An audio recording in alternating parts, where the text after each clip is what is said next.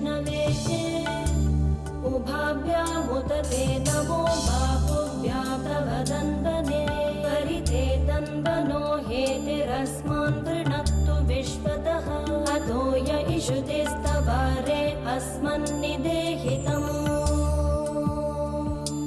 शम्भवे नमः।